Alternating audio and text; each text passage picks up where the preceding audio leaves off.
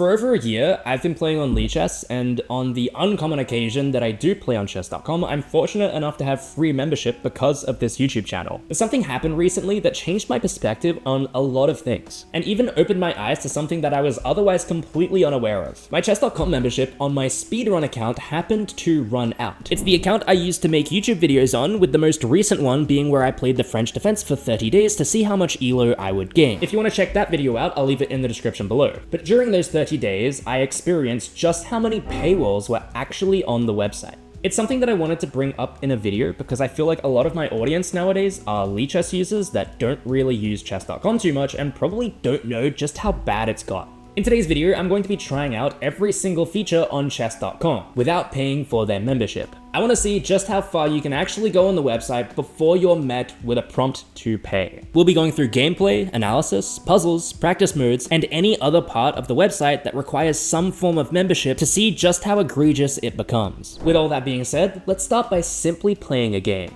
So first we're going to jump into a game on chess.com, but before I jump into a game, I wanted to first address something on the platform, which is the ads. And generally, I think that ads on chess.com aren't too intrusive. They've got very dedicated boxes for all of the ads. Ads are annoying no matter what, but I feel like it's kind of just an industry standard on any platform now, maybe barring Lichess. But the problem that I have is the kind of ads that you get on chess.com. And I saw this around 2 months ago, and I'm sorry that it's not centered correctly. This looks like just someone's phone screen, someone's got a virus. This is a chess.com ad. This is on their mobile app. This is a full screen ad that you have to X out of, and it's a scam. It's just a scam that, you know, if you click it, you're going to get redirected to a website. It's a scam ad. I thought that was so insane that this is even possible. I understand that, you know, we've seen scam ads. They're on TikTok, they're on YouTube. I think a little bit less on YouTube now, but it is so insane to me that chess.com has fallen to that level where they don't even check who is advertising on their platform anymore. So I did just want to quickly look at that before we got into the game because I just thought it was an important thing to mention. But we're going to quickly play a game on chess.com and then we're going to get into the game review and analysis.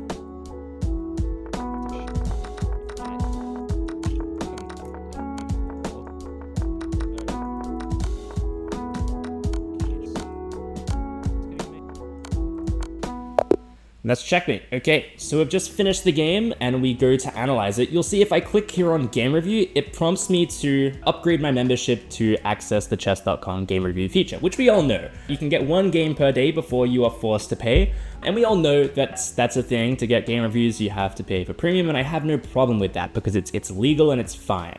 I don't tend to think that the game review is useful in any way. It's kind of just noise. It doesn't really offer anything of value. So I don't really mind that it's behind a paywall because it's not an important feature. But what I think is an important feature is the regular analysis board. You can't put a paywall behind Stockfish. I've got this here. This is a Google summary where major platforms like chess.com often lock features like deep game review behind premium subscriptions, even though Stockfish itself is the engine doing the work. They can do this because they're not charging for the engine code itself, rather they are charging for cloud computing and gamification and UI, which is basically chess.com's coach, all of their explanations and things like that. They're charging for the packaging that they provide. But with all of that being said, they can't put a paywall behind Stockfish itself, behind an analysis board. They can't put a paywall behind that. So I was very surprised to see that that's what it looks like chess.com are doing. In this area that says upgrade to get computer engine moves, they used to have the engine moves here.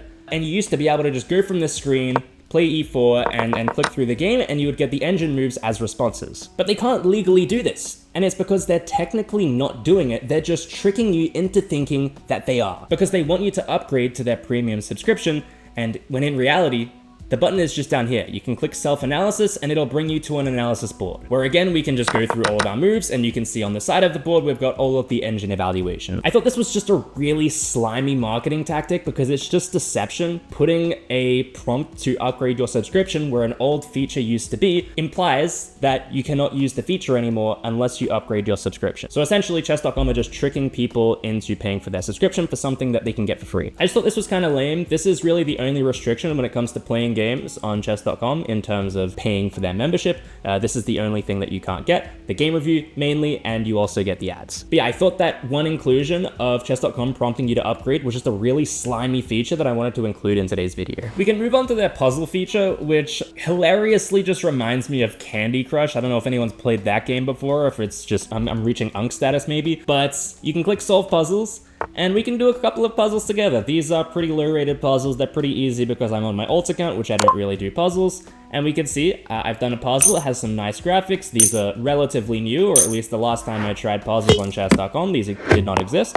But we've completed level 3, so let's go on to the next puzzle. This is a maiden one. We'll do this one really quickly. Let's skip all of the animations, go into the next puzzle, and let's do a couple, and let's see how long it takes for chess.com to paywall us.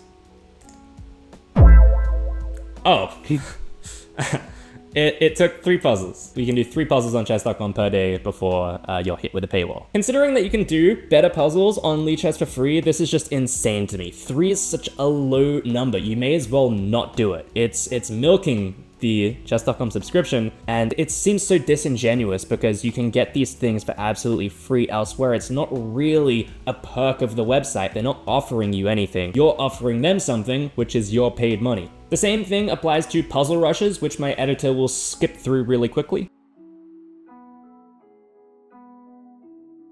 Okay, so we just did 1 puzzle rush. Let's see what happens if we click play again, and we're prompted to upgrade our membership. So when it comes to puzzles, you can do 3 puzzles per day and 1 puzzle rush per day. After that, you will have to pay for your premium membership. When it comes to the train section on chess.com, there are a couple things that come up. The first one that I wanted to mention is Aim Chess, which if you click it, it'll take you to an external website, which is Aim Chess, which is also owned by chess.com. This is a paid service, but you can also get the same thing for free on Lichess. This is Lichess's tutor feature.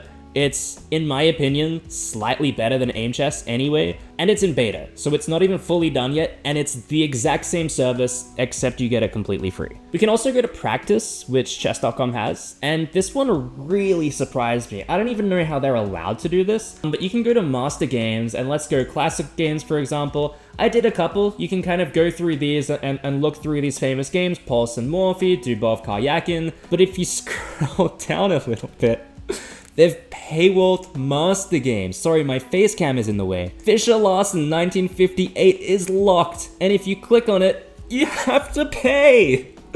Is that even legal? Are they even allowed to do that? That's so insane to me that they're paywalling Master Games. These are classical Master Games that happened in real life. If you go to their drills and look at endgame practice, for example, again, you're going to be hit with a bunch of paywalls. You can do like 5 before you need to pay for a membership. Openings you don't need a membership for, but they're extremely basic. They kind of just put you into an opening position and you can play against the engine. There's really nothing else to it. Yeah, I think the thing that I was surprised about the most was how the Master Games have a paywall behind them. Even these World Championship matches, you can only play like 5 before you're met with a paywall, so you can't even view these games. When it comes to endgames, you can do all of these without paying for a membership, but I also swear, leave a comment below if you know for sure, I swear there used to be way more of these. I swear it used to be checkmates, maybe there was that many, but when you went down to the endgames, like Rook endgames, there was not just 3. There used to be way more, I'm absolutely certain of it. But for the purposes of this video, there are no paywalls here. The classroom feature is not stuck behind a paywall, but it's also a completely useless part of the website. It doesn't work, it's just completely broken. If you try and add another person, you'll run into a whole variety of glitches that make it completely unusable. And then we can go to the Insights feature, which you absolutely need to use chess.com's subscription for. This is a demo profile that it goes to and shows you just for example, but you need to upgrade to view your insights. But if we have a look at all of the things in these insights, we can see, okay, it says games played, average accuracy, accuracy by move number, results by opponent rating, and all this kind of thing. It's just the same as the Lichess tutor, which you can get for free. I mean, this is not rocket science. This is not some premium feature that you're only getting on chess.com. These things exist for free in other areas of the internet. Of course, there are courses as well on chess.com. You can get a couple of these for free, but most of them you do need to pay a membership for as well. If not, you need to pay an extra amount over that because it's kind of morphed in with Chessable. I also wanted to go back to the game review section of this video as well. There was a change recently, and how this used to work on chess.com was if you played an opponent and your opponent had chess.com Diamond membership and they reviewed the game, chess.com would allow you to access that game review as well because the computing power had already been done on the website. So they were like, okay, we may as well allow both players to see this game review considering it's already done. Now, a lot of people that I know used to send games to our Discord, which I'll leave a link for in the description below, and they used to ask other people, hey, can you review my game for me because I don't have membership? Because of that, chess.com made it so that if somebody reviews a game, it's client-side. It is no longer global, so if you review your own game, it only exists for you, and your opponents or someone else that was involved in that game can't see that game review. So it's just another example of chess.com kind of squeezing every bit of money that they have out of their users and not really adding anything to their website. This is also not to mention that chess.com obviously have paywalls behind their bots, which is just the engine. It's reskinned. Again, the only reason that they can do this is because their engines kind of are packaged in a certain way. Like they have, yo, it's Steve Aoki, blah, blah, blah. Like that technically counts as gamification, like they're changing what the engine does.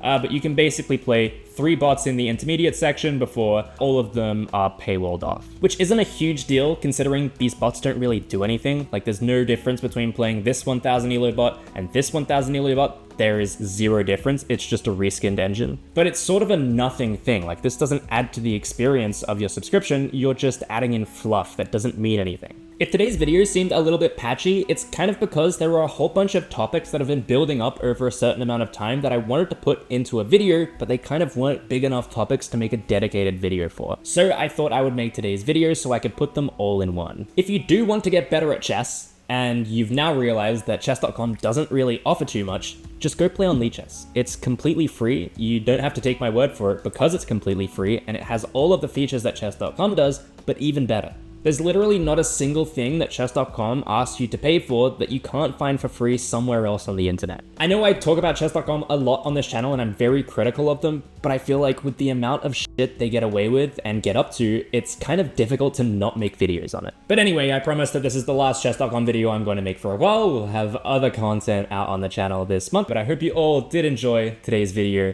and I'll see you all in the next one.